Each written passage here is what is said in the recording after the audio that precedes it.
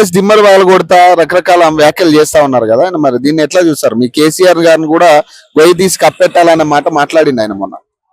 వాళ్ళే గోతి దవ్వుకుంటున్నారు. రేవంత్ రెడ్డి స్వయంగా కాంగ్రెస్ కు గోతి దవ్వుతున్నారు.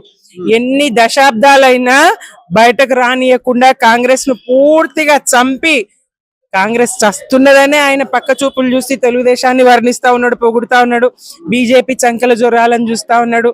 మరి రేపు బీజేపీ ఏమన్నా బలంగా ఈయన కాంగ్రెస్ కాదన్నాడు బీజేపీ అభ్యర్థిగా, లేకపోతే ఆనాడు నిజంగా టీడీపీ పట్ల ఆయనకు ఉన్నదని అనుకోను. ఉంటే కష్టకాలంలో టీడీపీ నిడిచిపెట్టి కాంగ్రెస్ లో ఎట్లా చేరుతాడు? పచ్చి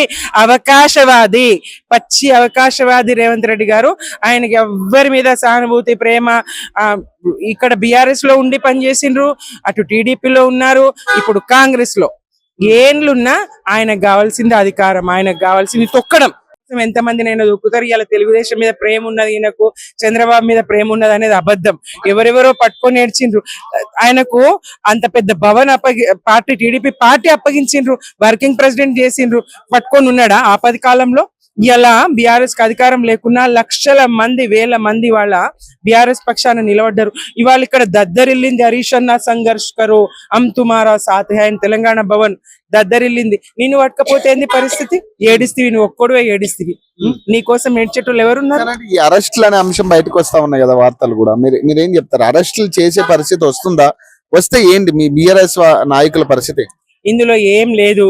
అరెస్టులన్నా అదిగో కేటీఆర్ గారు అరెస్ట్ చేస్తే, అదిగో కేసీఆర్ గారిని అరెస్ట్ చేస్తే, ఇదిగో హరీష్ రావు గారిని అరెస్ట్ చేస్తే, మీరు అరెస్ట్లకు బీఆర్ఎస్ భయపడుతుంది అనుకుంటే అంతకన్నా మూర్ఖత్వము, భ్రమ ఇంకొకటి ఉండదు.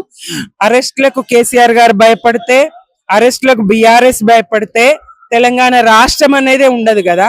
ఎన్ని కేసులు ఎదుర్కోలేదు, ఎన్ని అవమానాలు ఎదుర్కోలేదు, ఎన్ని నిందలు ఎదుర్కోలేదు, అయినా తల వంచకుండా తెలంగాణ ప్రజల పక్షాన నిలబడి ఇవాళ మడమ తిప్పకుండా, మాట మార్చకుండా రాష్ట్రాన్ని సాధించి ఉద్యమం చేయాల్సిందేనా?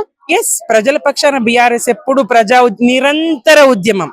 ప్రజల పక్షాన, పాలక పక్షాన్ని ప్రశ్నించడానికి మేం ప్రశ్నిస్తేనే కదా ఆ 40% అన్న రుణమాఫీ, ఇదే హరీష్ రావు గారు ప్రశ్నిస్తేనే ఆ 40% అన్న 2 లక్షల రూపాయలు రుణమాఫీ చేయగలిగింది.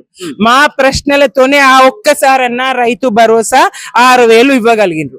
మా ప్రశ్నలతోనే అన్నా ఆ 10,000 ఉద్యోగాలు ఏడాదికి ఇస్తామన్న 2 లక్షల ఉద్యోగాలు కాదు, మా ప్రభుత్వంలో పరీక్షలై మేము నోటిఫికేషన్లు ఇచ్చిన ఒక 50,000, వీళ్ళుగా పెట్టిన ఒక 10,000 ఉద్యోగాలు. ఆ 10,000 ఉద్యోగాలుగా కూడా నిరుద్యోగుల పక్షాన మేము ప్రశ్నిస్తేనే ఇవాళ ఫీజు రియంబర్స్మెంట్ ఆగిపోయింది. పేదల పిల్లలు, ఎస్సీలు, ఎస్టీలు, బడుగులు, బీసీల